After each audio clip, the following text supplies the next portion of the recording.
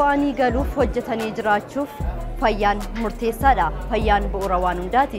Nuti sikaa kana waa maleen kaasnee kenni tajaajila fayyaa kolleejjii fayyaa hospitaala Adaamaa keessatti kennamaa jiru maal fakkaata kan jedhu taajjabuuf achittidha kan nuti argamnu kan waliin ilaallu ta'a. Har'a nama meeqaaf kaardii baasteeti? Haadhi kaffaltii irra hin jirre. Kaffaltii irra waan ta'eef gara nama 35 emergency qofti nama 35 yaalamee jira irraa jechuudha. Akkam hojiin on baay'ata? Patientiin akkas baay'achuun jira? Baay'ee baay'ata. Hospitaalli keenya gara riifaraalee akka ta'uu isaatitti kallattii adda addaa irraa riifarii waan dhufuuf hojiin sirriitti baay'ata.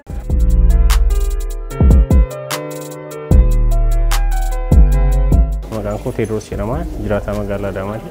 Yaalli as keessa jiru mayyoo wanni hanqate hin jiru. Akka tasaa tajaajila hatattamaa barbaannee dhufne haadha manaa kottuun harka dhukkubsatee as dhufne akkuma as dhufneen immoo hojjettoonni hospitaalichaa waan barbaachisu mara deeggarsa qaban haga qabanii mara nuuf laataniiru wanni nu hanqate hin jiru.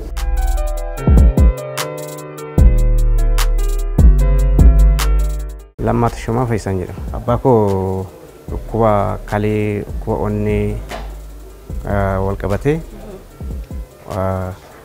hospitaala Asallaatti yaalan ture. Fooyya'e achi immoo wayyaa'ee lammata immoo asitti yaaluuf dhufe guyyaa engadda.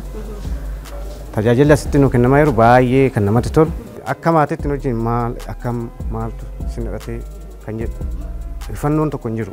Lamaa kaaftaa mutee obboleessa kiyya kana yaaluu dhufe. Yaadi kanaaf as dhufe liifariidha. Egaa as keessa seennee dura inni dhukkubsataayyuu amma tajaajila gaarii argateera. Qorichas argateera raajis ka'e. Egaa as dhufne uumaa tajaajiloo qabna.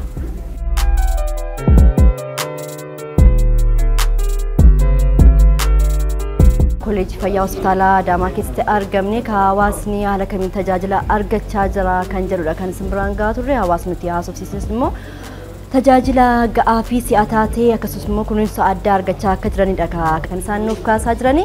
Ogeeyyiin fayyaa haala kamiin kan isaan yaala fayyaa kennaa jiran kan jedhu immoo isaan waliin kan turte taasisnu ta'a. Maqaan koo Dr. Toleeraa Abditaan jedhama.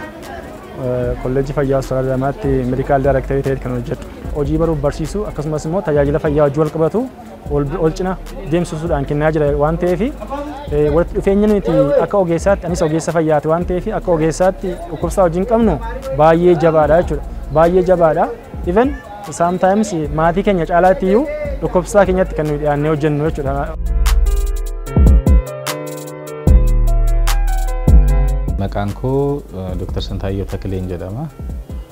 Hojii gaggeessaa kolleejjii fayyaa hospitaala Adaamaati. Waggaadhaa gara waggaatti baay'inni dhukkubsataa nu keessummeessinuu fi akaakuun tajaajila nu kenninu bal'achaa amma sadarkaa comprehensive specialized hospital jedhamurra geenyeerra jechuudha. Maamiloonni keenya dhukkubsataan kolleejjii fayyaa hospitaala Adaamaatti fayyadamu akkuma duraanii tajaajilli nu kenninu kan adda hin cinnee fi daran cimee qulqulliin isaa fooyya'ee kan itti fufee fi dhukkubsataan tajaajila fayyaa nu biraa argachuu qabu kan duraan argatu akkuma jirutti akka ta'ee fi yeroo kamiyyuu sa'aatii 24 tajaajila dhukkuba tasaas dabalatee kan kennaa jirru ta'uu fi uummanni keenya kana beekee mana kanatti akka fayyadamu dhaama.